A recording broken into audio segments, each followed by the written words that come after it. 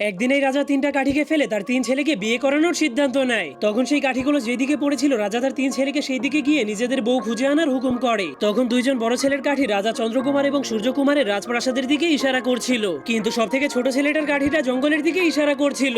এরপর তারা তিন ভাই তাদের বউ খোঁজার জন্য তিন দিকে যেতে শুরু করে দেয়, কিন্তু সব থেকে ছোট ছেলেটা জঙ্গলে গিয়ে অনেক ভয় পাচ্ছিল। ঠিক তখনই সে জঙ্গলের মধ্যে একটা বিড়ালকে দেখতে পায়, যা দেখার পর সে ওই বিড়ালটাকে তার সাথে ঘটে যাওয়া সবকিছু বলতে শুরু করে। যা শোনার পর সেই বিড়ালটা তাকে বলে, তাহলে আমি তোমাকে বিয়ে করতে রাজি আছি। এরপর সব রাজকুমারেরা যখন বাড়িতে ফিরে আসে তখন রাজা তাদেরকে আদেশ করে, তোমরা সবাই তোমাদের হবু বউয়ের কাছ থেকে একটি করে ফুল নিয়ে আসো। এরপর বড় দুইজন রাজকুমার অনেক খুশি হয়ে ফুল আনার জন্য চলে যায়, কিন্তু সব থেকে ছোট রাজকুমার অনেক মন খারাপ করে জঙ্গলে চলে যায়। এরপর সেই বিড়ালটা যখন রাজকুমারের মন খারাপ হওয়ার কারণ জানতে পারে তখন সে রাজকুমারকে অনেক শান্তিতে ঘুম পাড়িয়ে দেয়। তখন সে একটা গাছের সামনে গিয়ে মন্ত্র পড়তে শুরু করলেই সেই গাছের ভিতর থেকে তিনটা বিড়াল বের হয়ে আসে, যাদের কাছে সোনা, হীরা এবং রূপার ফুল ছিল।